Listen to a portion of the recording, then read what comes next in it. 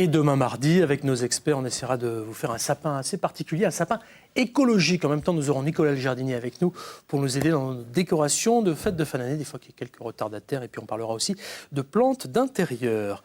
Mais avant cela, je vous l'ai promis, si vous souhaitez revendre vos cadeaux de Noël, je vous conseille d'être particulièrement attentif. Il y a des choses à connaître et à savoir avec notre avocat, maître Fabien Kovac. Soyons clairs tout de suite. Allez, j'ai reçu un cadeau jamais utilisé, je le revends. Est-ce que, par exemple, la garantie se transmet au nouvel acheteur, maître Kovac ?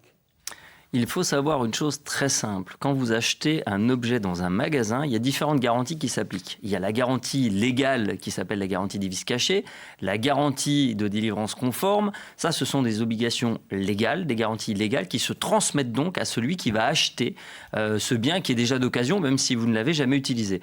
En revanche, vous savez que la plupart des magasins vous font en plus des garanties contractuelles, 3 mois, 6 mois, 1 an.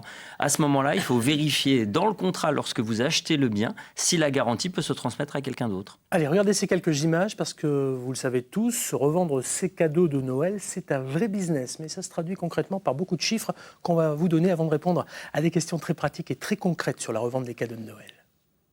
T'as pas l'air emballé par tes cadeaux de Noël. Oh, c'est pas grave, je vais les revendre sur Internet. Tata Lucie vous a offert le Goncourt que vous avez déjà lu et tonton Michel un pull que vous ne mettrez jamais, même pas pour descendre les poubelles. Rassurez-vous, vous faites partie des 28% de Français qui ont reçu un cadeau non désiré.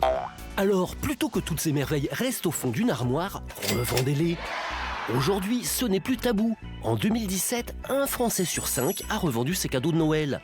Où ça ? Sur Internet. Certains gros sites ont même des espaces spéciaux déçus de Noël. C'est le cas par exemple d'eBay ou de Rakuten, Express Ministère. Mais vous pouvez revendre vos cadeaux dans de nombreux sites spécialisés comme Vendre ses cadeaux ou pas, tels que Conso Globe, Le Bon Coin ou même la Fnac. Le conseil, c'est de garder le cadeau dans son emballage, si possible non ouvert, surtout pour le multimédia. Baissez le prix de 10 à 30% et méfiez-vous quand même des arnaqueurs. Ne donnez jamais vos coordonnées bancaires. 42% des Français gardent l'argent pour eux, 35% s'en servent pour racheter un autre cadeau et 24% pour financer les frais de Noël. En tout cas, soyez discrets. Un tiers de vos compatriotes trouvent la pratique malgré tout pas sympathique. Bonne chance. Alors, revendre ces cadeaux de Noël, c'est immoral pour certains. On voit la tête de Nicole. Je suis convaincu que vous en faites partie. De les revendre, non, ça je ferai pas parce que la personne qui vous fait un cadeau, pour moi, il y a du lien en fait. Elle peut être à côté de la plaque sans aucun doute, mais émotionnellement, j'aurais l'impression de la trahir. Mais bon, ça m'est propre et c'est peut-être lié à mon âge. Non, mais est-ce légal finalement de revendre ces cadeaux de Noël, maître Kovac ? Sur le principe, oui, c'est absolument légal. Et d'ailleurs, c'est le moment pour ceux qui auraient envie de se faire plaisir de faire des bonnes affaires. Oui. Alors justement, j'ai reçu un très beau cadeau. Est-ce que j'ai le droit, par exemple, de me faire payer en espèces ? Vous avez parfaitement le droit de vous faire payer en espèces. Il faut savoir, contrairement aux idées reçues, que la seule limite qui existe sur les transactions en espèces, c'est entre un professionnel et un particulier. Je vais acheter dans un magasin, je ne peux pas donner plus en espèces que 1 000 euros. Par contre, entre particuliers, il n'y a pas de limite, ça peut être 5 000, 10 000 euros. Bien entendu, moi ce que j'invite à faire, c'est que si la somme dépasse 1 500 euros, c'est d'ailleurs ce que prévoit la loi, au moins d'avoir un contrat écrit pour pouvoir justifier par la suite de son achat. Dominique Bourriaud, ça vous est déjà arrivé de revendre un cadeau de Noël ? Soyez franc, direct, précis, concis. Pas du tout. Mais alors, absolument pas. Alors là, je suis très proche de la position de Nicole. D'accord. J'ai 4 petits-enfants. J'imagine qu'il y a d'autres solutions que de refaire de l'argent sur un petit raté émotionnel. D'accord. Ok, au moins c'est clair, il n'y a pas de doute là-dessus. Très peu d'ambiguïté, en tout cas pour nos invités qui sont là, et j'en fais partie aussi, même si moi je ne donne pas mon avis, mais quand même. Moi j'ai une position un peu différente. Je pars du principe qu'il vaut mieux aller revendre son cadeau ou l'échanger, porter quelque chose, par exemple une affaire qui va vous plaire, plutôt que de la laisser au fond du placard. D'accord. Mais est-ce qu'il y a des choses interdites à la revente, monsieur l'avocat ? Je pense par exemple, allez tiens, je vais pousser un peu le bouchon un peu loin. Imaginons que voilà, on m'offre un fusil de chasse pour Noël. Est-ce que je peux le revendre ? Le fusil de chasse, c'est comme un peu tout. Ce qui est autorisé à la revente, ce sont les mêmes choses qui étaient autorisées à la vente. Donc, par exemple, pour un fusil de chasse, s'il faut détenir un permis de chasser pour l'avoir, vous ne pouvez pas le revendre, en principe, à quelqu'un qui n'aurait pas ce permis de chasser. On pense aussi à tous les produits stupéfiants. bien entendu. Et de manière un peu moins anecdotique, c'est les animaux. Oui. Vous savez, on vous a offert un serpent pour Noël. Est-ce que ou l'anniversaire, lapin est-ce que qui vous mange avez le tous les droit câbles. Voilà. Est-ce que vous avez le droit de le revendre? Ben, ça dépend. on peut Ça faire des dépend. petits lapins, Il y a une attention. législation très stricte sur certains animaux. Oui, il faut faire très très attention. Tiens, je vous propose d'écouter le témoignage de Paola au 0805 383 383.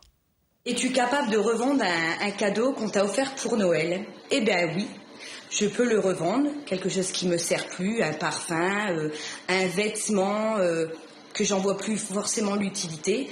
Oui, je peux le vendre, à part si c'est un bijou, quelque chose qui a vraiment une grosse valeur, qui me porte vraiment dans mon cœur. Mais sinon, oui, je peux le vendre. Tous les goûts sont dans la nature. À la tête de Dominique, alors elle est impayable. Elle a qu'à l'offrir, au moins. Voilà. C'est son avis. Voilà. Je veux dire, faire du fric, là, je suis désolé, quoi. Les goûts sont dans la nature. 0805 383 383. On va quand même remercier Paola de s'être fait lyncher en direct ce matin. Désolé. Mais je pense que les nouvelles générations vivent ça tout à fait différemment. Oui, de oui, moi. c'est ça. Voilà. Très, très différemment. hein. Évidemment. Est-ce que je suis obligé d'établir un contrat de vente, monsieur l'avocat, si je vends quelque chose? Pas forcément, mais il vaut mieux le faire pour notamment tous les objets qui dépasseraient 1500 € parce que c'est le Code civil qui le prévoit. Quand on veut prouver quelque chose au-delà de 1500 €, il faut un contrat écrit.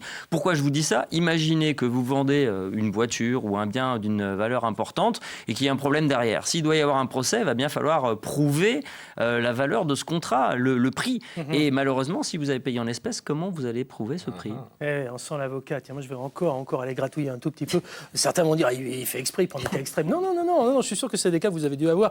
Faire un cadeau de valeur à l'occasion, finalement, d'un événement particulier, c'est de l'argent. Est-ce que c'est forcément déclaré au fisc? Pas forcément, mais vous avez raison de poser la question, Pascal. Il ne faut pas oublier une chose, c'est que le fisc est partout. Hein. Ah, vous savez, le fisc, c'est le fameux trésor qu'on ne cherche jamais, mais qui vous trouve toujours. Oui, et c'est les inconnus et les scélérats peu tout. Voilà, exactement. On va faire un spectacle un jour au Zénith, attention. Hein. Simplement, ce qu'il faut savoir, c'est qu'il est autorisé. Ce qu'on appelle les présents d'usage. Les présents d'usage, c'est quoi? C'est un cadeau qui est donné par une personne à quelqu'un d'autre à un moment particulier, anniversaire ou Noël par exemple, et qui ne fera pas l'objet d'une déclaration au fisc ni d'une imposition. Parce que si vous donnez un cadeau important à votre voisin et qu'on est au-delà du présent d'usage, il faut retenir un chiffre, c'est à peu près 2%. Soit 2% du patrimoine de la personne qui donne, soit 2% de son revenu annuel. Si vous dépassez cette valeur-là, normalement, il y a une déclaration au fisc. Et par exemple, pour une personne qui est étrangère de votre famille, votre voisin, c'est 60% de droits de donation. Imaginez, vous donnez 100 000 €, vous allez devoir payer 60 000 € à l'administration fiscale. D'accord, ça calme un peu. Allez, on va se détendre avec un témoignage. 0805 383 383, témoignage de Sophie. Je trouve que revendre des cadeaux de Noël, c'est un petit peu déplacé. Alors ce que je fais, moi, quand ça ne me plaît pas, je les garde un certain temps pour ne pas heurter ou froisser les personnes qui me l'ont offert. Et je finis finalement par les donner sur des sites de dons. Ah, alors déjà vous avez 2 copains de plus, 3 copains de plus, là, 4 peut-être. Merci Sophie. C'est 24% des gens qui sont dans cette... Ben oui, c'est pas mal, bon. mais ça fait 1 sur 4. Grosso modo, hein, si on est dans les chiffres, à peu près, ou 1 sur 5 même, parce qu'il va falloir que je revoie mes mathématiques. Non, 25%, non, 1 sur 4, c'est ce que je disais. Non, merci Sophie en tout cas. Les redonner sans contrepartie, ça c'est tout à fait jouable? Oui, c'est possible, bien entendu. D'accord. C'est un don. Ok, j'ai commandé sur Internet des baskets d'une marque Tendance.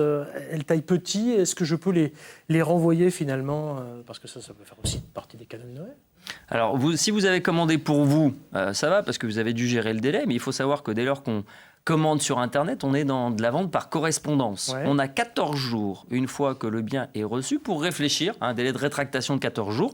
Et on peut, dans ce délai de 14 jours, dire, bah, voilà, finalement, je n'en veux pas, je vais sur le site Internet, j'annule ma commande et je renvoie l'article. D'accord, ok, parfait. Donc si j'ai acheté un cadeau à mon fils, à ma fille, qui n'en veut pas, finalement, je peux me faire rembourser. Oui, mais attention au délai de 14 jours. Ouais, donc, 14 jours, j'ai bien compris. J'ai commandé à ma famille des cadeaux pour les fêtes de Noël. Ils n'arrivent pas, finalement, parce que voilà, il se passe plein de choses en ce moment, on le sait tous. Je suis en droit de les refuser ou de les renvoyer ou de ne pas les payer, tout simplement?